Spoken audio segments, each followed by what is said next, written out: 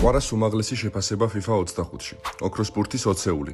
PSG-სა და ბარსელონას რეკორდები, დაძაბულობა მიქაუტაძის თავს, დავითაშვილის მოსალოდნელი ტრანსფერი და მეტი სხვა ცხელი სიახლე. საფეხბურთო სიმულატორის მოყვარულები მთელი სეზონი ყველაზე მეტად წლის გუნდის ბარათებს ელიან. ამ სპეციალურ ბარათებში ლიგების მიხედვით სეზონის საუკეთესო ფეხბურთელები ერთიანდებიან. ჩვენი ყურადღება რა თქმა უნდა ლიგა 1-ისკენაა მიმართული, სადაც 3 ქართველი თამაშობს. მირორის ინფორმაციით, საფრანგეთის ლიგის წლის გუნდში ხვიჩა კვარაცხელია მოხვდება, რომელსაც დემბელესთან ერთად უმაღლესი რეიტინგი ექნება 97. ქართველი ფეხბურთელი ჯერ წლის გუნდში და მერე უმაღლესი რეიტინგით. კვარამ ასეთებს მიგვაჩვია, მაგრამ ეს მართლა ისტორიულია. Paris Saint-Germain-მა მილანის სტუმრად წაუგებელი მატჩების რეკორდი დაამხო. 29 ტურში ისინი ნანს ანგარიშით 1-1 დაუზავდნენ და ეს 39 წაუგებელი გასვლითი მატჩი იყო. 21 ტურში კი სახლში ნიცასთან 1-3 დამარცხდნენ და ლუის ენრიკეს ჩემპიონატის წაუგებლად მოგების ოცნებები, რაზეც ამდენ საუბრობდა, დამთავრდა. გამოცემა გოლმა მიმდინარე სეზონის ოქროს ბურთის კანდიდატთა რეიტინგი განაახლა და პირველი ადგილი რაფინიას მიაკუთვნა. მეორე პოზიციაზე უსმან დემბელეა. 20-ში კი PSG-ს კიდევ ერთი ფეხბურთელი მოხვდა, თუმცა ის კვარაცხელია არ გახლავთ, რასაც ცნობილი საფეხბურთო პორტალი შემდეგ ახსნას უძებნის. მე-15 ადგილზე დეზირე დუე დავაყენეთ. თავისუფლად შეიძლებოდა მის ნაცვლად ამ პოზიციაზე ხვიჩა კვარაცხელია, ან თუნდაც ბრედლი ბარკოლა გვეხილა, რომლებმაც ამ სეზონში არაერთხელ გაიბწყინეს PSG-ს მაისურით.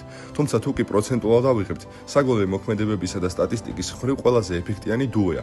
სწორედ ამიტომ ავჯობინეთ იგი სხვა დანარჩენ ვარიანტებს. რამდენად სწორი იყო ეს გადაწყვეტილება, თქვენთვის მომინდია კომენტარებში, ერთად განვიხილოთ. მოდი კომენტართან ერთად ვიდეოც დავალაიქოთ და ავიყვანოთ ის 1500 ლაიქზე და ბარემ არხის გამოვიწეროთ.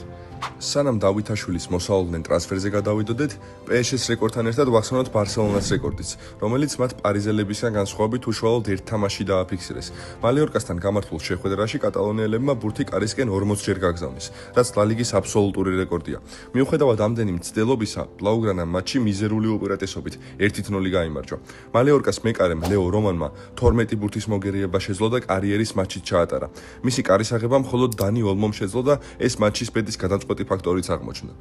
ახლა კი დავუბრუნდეთ ქართველებს. სენტ-ეტიენის სურიკო დავითაშვილი ბოლო დღეებში სერიოზულად დაუკავშირეს ბეშიქტაშს.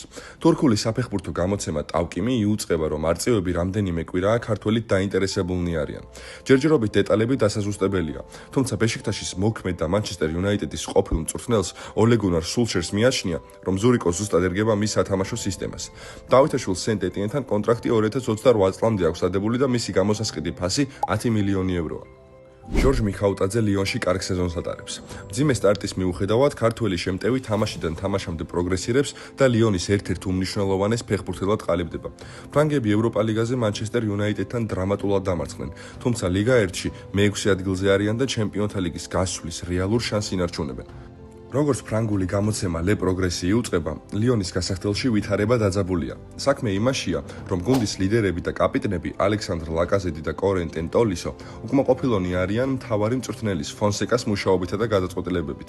მიზეზი ბოლო პერიოდში ლიონის შემადგენლობაში ახალგაზრდების სიმრავლეა, რადგან ფონსეკა გასულ მატჩებში რაიან ჩერკს, მიქაუტაძესა და მუსა ნიაკატეს უფრო ენდობა, ვიდრე გამოცდილ ვეტერნებს.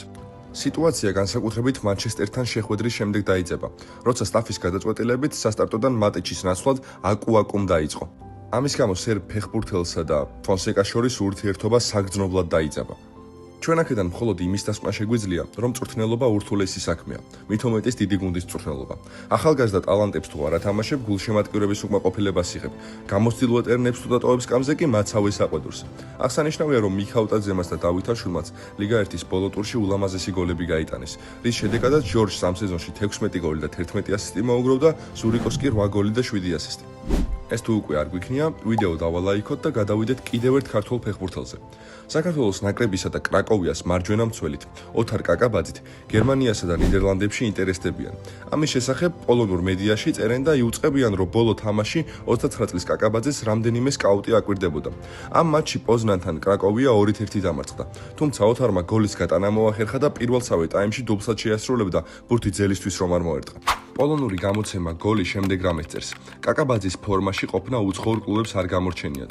ჩვენი ინფორმაციით, სპეციალურად ოთარზე დასაკვირვებლად, გერმანიის ბუნდესლიგისა და ნიდერლანდების ერედივიზიის წარმომადგენლები ესწრებოდნენ მატჩს, სადაც ქართველმა თავი გენიალურად წარმოაჩინა და წაგების მიუხედავად რეიტინგით ორივე გუნდის რიგებში საუკეთესო იყო. ახლა მომავალში უნდა ველოდოთ შეთავაზებებს სხვადასხვა კლუბებისგან კრაკოვიას მისამართით. კაკაბას მათთან კონტრაქტი 2027 წლამდე აქვს დადებული და ტრანსფერმარკეტის მიხედვით მისი საბაზრო ღირებულება 1,5 მილიონ ევროს შეადგენს. ყველაზე სასიხარულო ამბავი გიორგი გოჩოლეიშვილის თავს მოხდა, რომლის პატარა შვილმაც ლეიკემია დაამარცხა. გოჩო წერს: სანდრო გამოჯანმრთელდა, ძალიან რთული დღეები გამოვიარეთ, მაგრამ ეს ყველაფერი უკვე უკან არის. მინდა გულით გითხრათ მადლობა ყველა ადამიანს, ვინც ამ გზაზე გვედგა გვერდში. თქვენმა სიტყვებმა, ყურადღებამ და მხარდაჭერამ ძალიან გამაძლიერა. მართლა ბევრს ნიშნავდა და გაგვიადვილა ის რთული გზა, რაც ერთად გავიარეთ.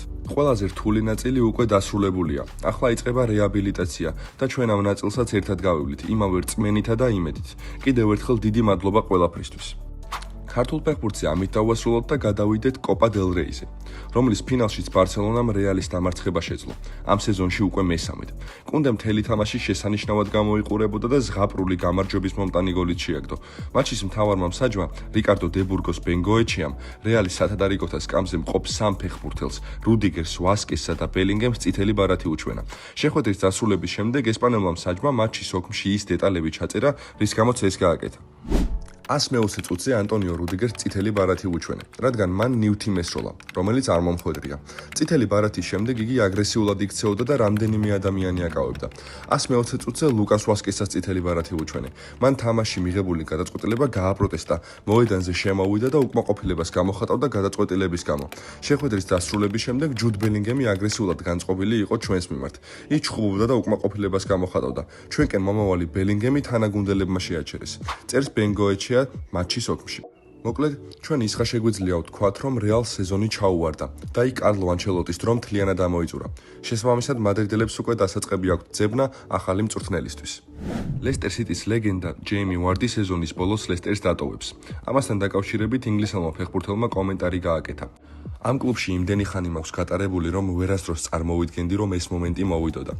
აქ მე 13 დაუვიწყარი წელი გავატარე. აქ ბევრ წარმატებასთან ერთად ბევრი დაღმასლა განვიცადე და ვიზეიმე, მაგრამ უმეტესი წელი წარმატებებით იყო სავსე. ლესტერი ყოველთვის ჩემს გულში იქნება და ყოველთვის ჩემს გულში იქნება ის სეზონი, სადაც ჩვენ შეუძლებელი შევძელით და პრემიერ ლიგა მოვიგეთ. ვარდი მელიების ღირსებას 2012 წლიდან გამოყოლებული იცავს. მან ამ დროის განმავლობაში 496 მატჩში 198 გოლი გაიტანა და 69 საგოლე გადაცემა მიითვალა. მოკლედ, ყველა ლამას საფეხბურთო და არა მარტო საფეხბურთო ისტორიას დასასრული აქვს. ეს ხან გულდამწყვეტია, ხან სასიხარულო. დასასრული აქვს ამ ვიდეოსაც, რომელიც მოგვიახლოვდა, რომელიც უნდა დაალაიქოთ, უნდა გამოიწეროთ არხი და ჩართოთ ზარის ღილაკი, რომ მეტი ასეთი ვიდეო ნახოთ.